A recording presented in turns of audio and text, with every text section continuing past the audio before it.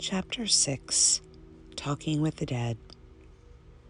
For those of you who continue to follow along, thank you for being so resilient. I know this is meaty stuff, and we're trying to make sure we mix it with the whimsy, so not to overwhelm.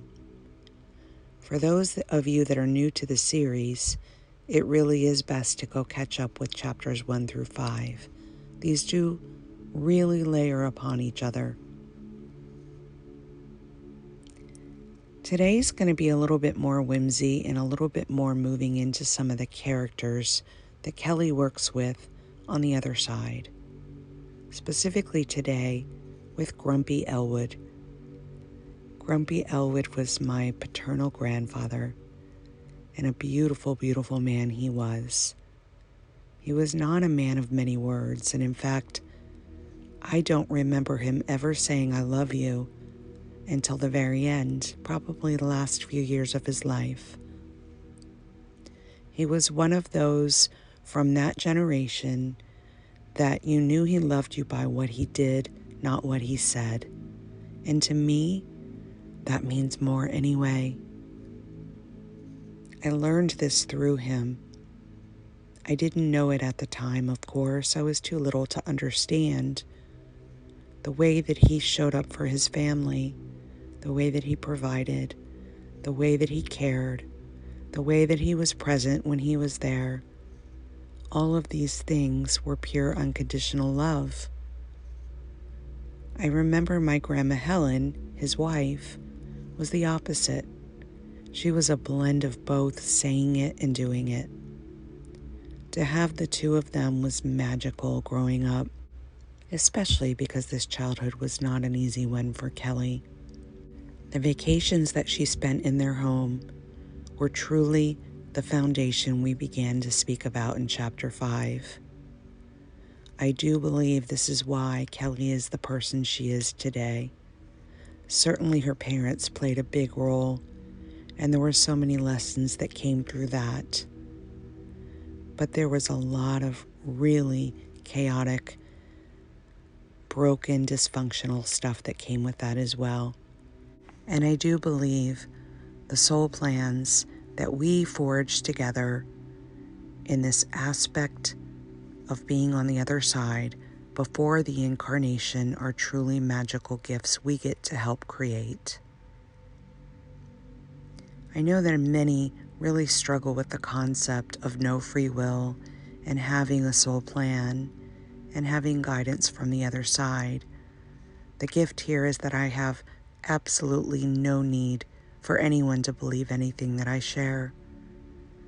This journey, this experience is unique, as they all are or appear to be in this dreamscape.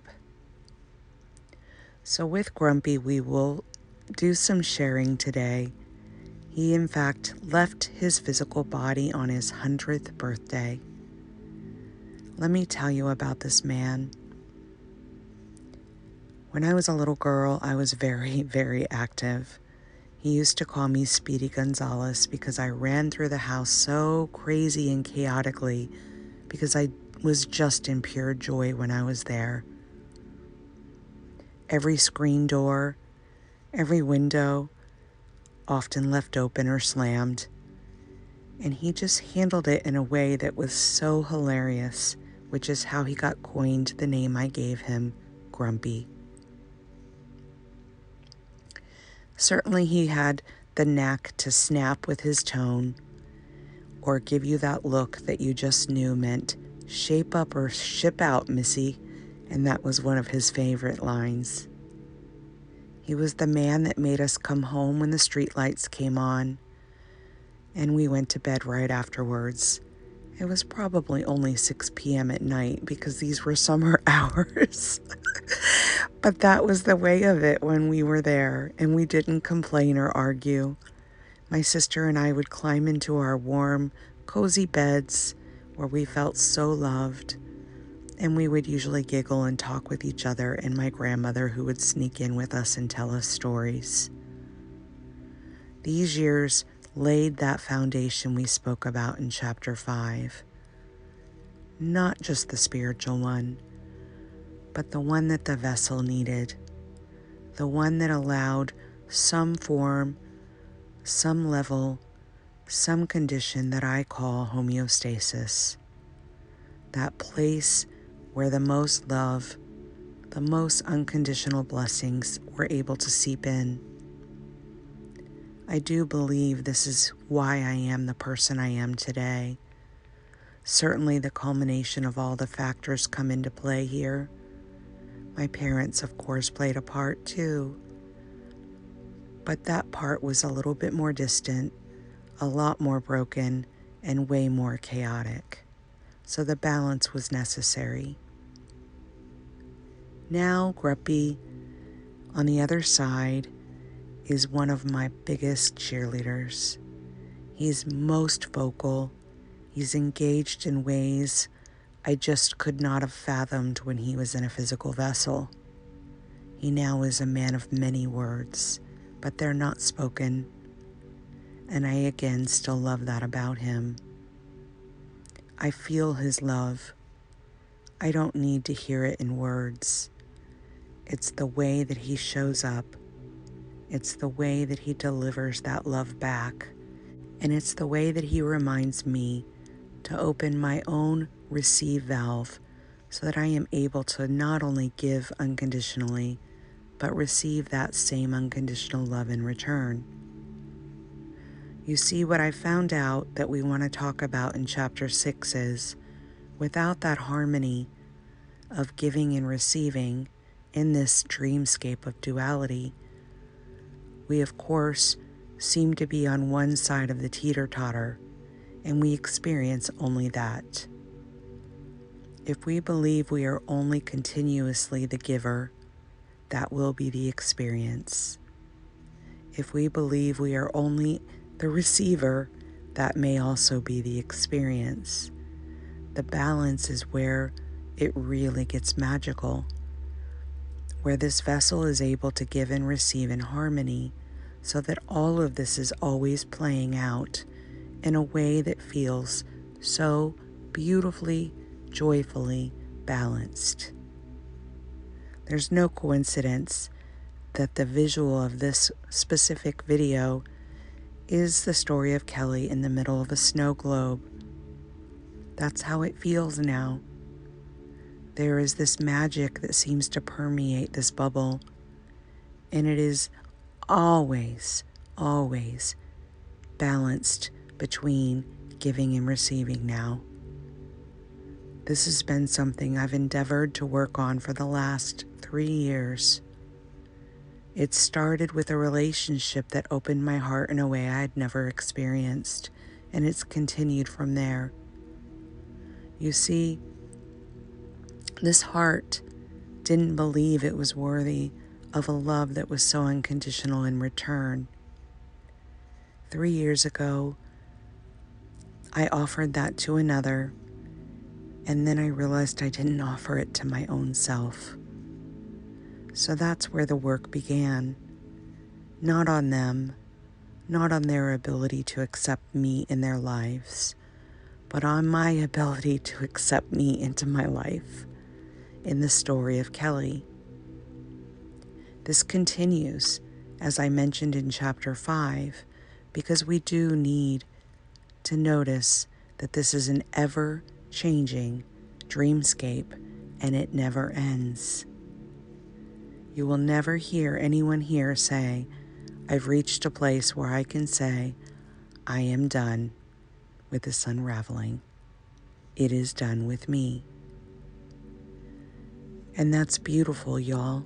It's the beautiful, beautiful, beautiful, beautiful, beautiful way God has gifted us in this we-ness that we are to continue to boundlessly expand.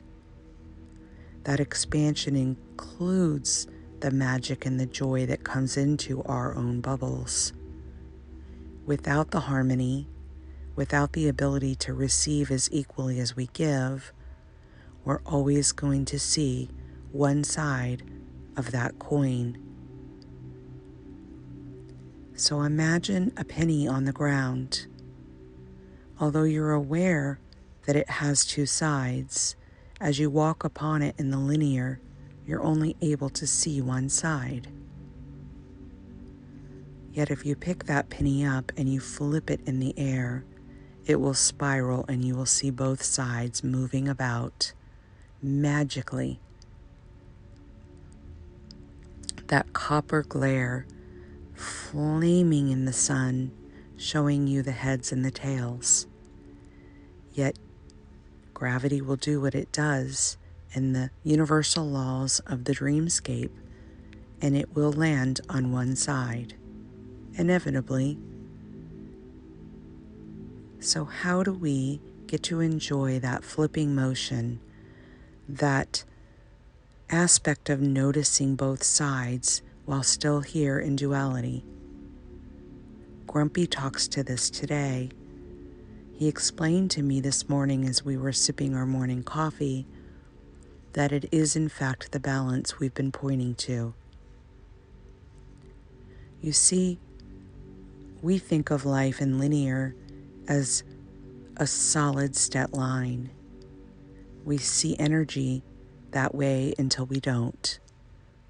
Once we're open to the fact that there is no time or space, that the universal laws do not have to apply, and the realization that the ability for vibrational energy to move in all directions, in all ways, always, begins to become clearer. Energy is wiggly, as is this world. It's a moving, fluid thing. So if we're seeing repeated patterns, we know that we're in duality. We know that we're lost in thought. We're lost in the emotions that come from that thought.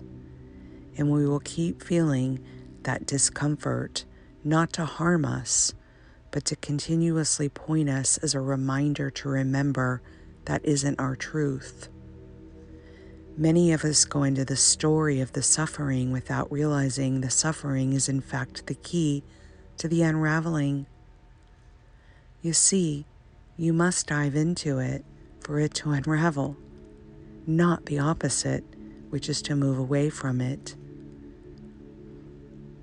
It is the balance of the acceptance of the moment as it is, and when the suffering arises, diving into that, allowing it, welcoming it, and then seeing it transmute into the love that it's always been. Grumpy taught me this without words, when he was in the body, and now. It's not what is said. It's not what is spoken. It's not what is done. It's not what is experienced. Those are all part of the dreamscape. So if you are getting no's, if life seems to be closing against you, if things seem to be happening to you, you are in duality and it will hurt every time. Nobody says we have to experience duality. That's a condition and belief we've taken on. Once we allow ourselves to create the space as we discussed in chapters 1 through 5, duality begins to become the linear. It's really hilarious. You begin to see it as that cartoon strip, and what is real begins to expand. That window, that outside dreamscape, is just for us to witness the reflection of what is being seen here now. Nothing more and nothing less. Think of the dreamscape as the chess game. To be able to move each of those pieces requires us to do the work on the inside. The mirror will reflect how that work is coming together on the outside, which allows us to then investigate and toggle around the variations from within. You are the driver. You're all of this. You're part of the collection of that eternal vibration, which is always doing itself. When you work on the dream in the dream, it will hurt every time. this cartoon is not yours to change. You are yours to change. You, the aspect that you think that you are. And that is only through the shedding process. You're not doing it, you're allowing it. But that willingness is what does the shedding. We covered all of that in chapters 1 through 5. So that's why I've said, those are meatier. Go back, re-listen to them. Come back to chapter 6 and it will make more sense. For you see, this is what is intended for us, to always have the ability to have access to the toggles, the whistles, the bells, all of these things. God is guiding to and through us. You are not it. It is not you. That which we are cannot be named. It is the known flipped inside out. It is the copper penny flipping in the sky in the sun, showing you all the sides. It's the wiggly energy, not the linear. As you notice this more, it becomes more apparent because awareness is always expanding. We love you. Grumpy sends so much support. He's part of my God squad, but he's now part of yours. He is one of the most loving beings you will ever know. Call upon his energy. Just say, Grumpy Elwood, give me some of what Kelly's having, 'cause that sure looks yummy. And he will. Kelly, as your soul guide, will continue to walk beside you holding your hand, but these others engaging in her God squad will start to support in many ways. There's no coincidence that you're listening to this today either, so forget that idea. If this is all tinging and binging and blinging and pinging off of you, like, oh my gosh, that makes so much sense. And if all of this feels closed off to you, go back and listen to chapters 1 through 5. I promise it seeps in, it opens up, the keys and the tones coming through do that work for themselves. We love you, we see you, we support you, and we continue to engage in this journey in this way. And we will pick up on chapter 7 shortly. Much love. Until next time.